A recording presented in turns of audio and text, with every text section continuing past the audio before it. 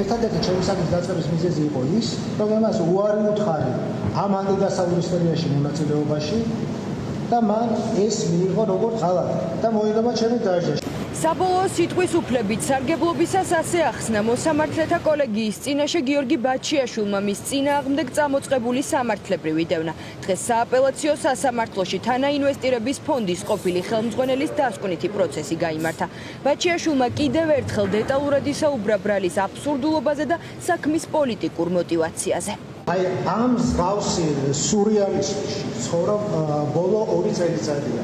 თავისი ბრალდების და საქმის ფაბრიკაცია დაწყებული და შემდგომ იმ ჯოჯოხეთში, რაშიც მე და ჩემი ოჯახი ვარ. ეს არის პირდაპირ დაწყებული იმით, რომ მე მქონდა ასთა სხვადასხვაობა იმასთან დაკავშირებით ივანიშვილთან ზუსტად, თუ როგორ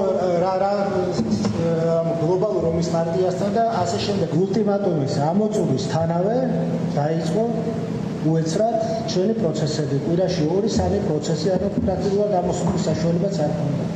კრიპტოვალუტის მითვისების საქმეზე პირველ ინსტანციაში გიორგი ბაჩიაშვილს 11 წლიანი პატიმრობა მიუსაჯეს. ბაჩიაშვილმა არაერთხელ თქვა, რომ ივანიშვილის პირადი პატიმარია. ულტიმატუმის ამოწურვისა და ხანგრძლივი სასამართლო პროცესების შემდეგ ოლიგარქის ყოფილი ფინანსისტი მისივე მტკიცებით მოტაცებით დააბრუნეს საქართველოში. მოგვიანებით კი მასზე ციხეში იძალდეს. ფორსირებულად წარმართული სასამართლო პროცესების ფონზე გამოძიება არც ერთამ ფაქტზე არაა დაწყებული. ბაჩიაშვილს არც დაზარალებული სტატუსი აქვს. მე მივიღე ინფორმაცია, უთუარი ინფორმაცია, რომ ივანიშვილი აპირებდა ციხეში იმის გაკეთებას, რაც განახორციელა ეხლა რამოდენიმე კვირის წინ. შესაბამისად, სამწუხაროდ მომიწია ქვეყნის დატოვება. ამის შემდეგ მე მოტაცებით თავზე მეშობ ჩამოთვალებული, ყველანაირი კანონის, იურისპრუდენციის, მოსამართლის, პროკურორის და ადვოკატის გარეშე მოტაცებით შემოღავარ საქართველოში. ამის შემდგომ ციხეში 11 ივლისს ხდება ის, რასაც შეგვიდა ივანიშვილი. მიგზავნიან ჯალათს, რომელმაც პირდაპირ ჩემი წამება დაიწყო. არც ამის გამოძიება განაცვალე, კი დაიწყეს აღძრეს ისე, მაგრამ დღემდე არ მაქვს დაზარალებული სტატუსი. დიდი ოდენობით თანხის მითვისებისა და უკანონო შემოსავლის ლეგალიზაციის ბრალდების დასამტკიცებლად ადვოკატების შეფასებით პროკურატურას არც კი უცდია ნეიტრალური მტკიცებულებების წარმოდგენა. საქმე სრულად ეყრდნობა ბიძინა ივანიშვილისა და ბანკი ქართუს სამეთვალყურეო საბჭოს თავმჯდომარის ნატო ხაინდრავას ზეპირჩვენებებს. ამის შესახებ უფლებადამცველებმა დეტალურად ისაუბრეს საკუთარ დასკვნით სიტყვაში.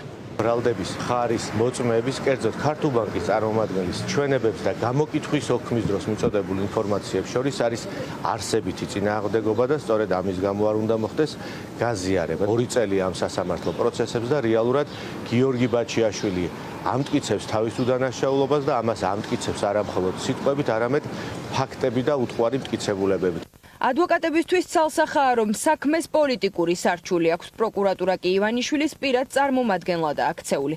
ბაჩიაშვილის ინტერესების დამცველებისთვის სამართლიანი მართლმსაჯულების პირობებში მეორე ინსტანციის სასამართლომ უნდა გააუქმოს საქალაქო სასამართლოს გადაწყვეტილება 11 წლიან მსჯავრთან დაკავშირებით. პროკურატურა არის გამოყენებული სრულიად დაუსაბუთებელი პოზიციებით იმისათვის, რომ კერძო ორ პირს შორის არსებული ურთიერთობა იყოს პროკურატურა გამოყენებული როგორც იარაღი დომინაციის და იარაღი იმის, რომ ადამიანი იქნეს ციხეში გამწესებული. არავითარი ილუზია არ შეიძლება იყოს იმასთან დაკავშირებით, რომ ეს სასამართლო მიიღებს ობიექტურ განაჩენს. დღეს დასკვნითი სიტყვა წარადგინა პროკურორმა მიხეილ სადრაძემაც. მისი განმარტებით დაცვის მხარისა და თავად მსჯავრდებულის პოზიცია რეალობას აცდენილი და საკუთარი თავის საწინააღმდეგოა. სახელმწიფო ბრალმდებლისთვის ბუნდოვანია დაცვის მხარის მოლოდინი, რომ საქალაქო სასამართლოს გადაწყვეტილება შეიცვლება. როდესაც გაასაჩირა მსჯავრდებულმა გიორგი ბაჩიაშვილმა ეს საქმე გაასაჩირა პირველ ინსტანციის სასამართლოს გადაწყვეტილება, რომთაც მას უარი ერთხვა მისი ჩვენებების გამოქვეყნებასთან დაკავშირებით.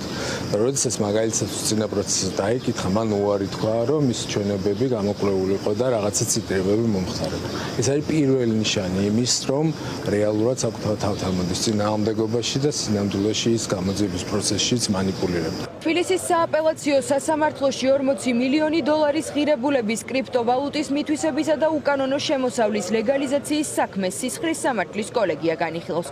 კოლეგიამ პაატა სილაგაძის თავმჯდომარეობით საბოლოო გადაწყვეტილება ხვალ 12 საათზე უნდა გამოაცხადოს.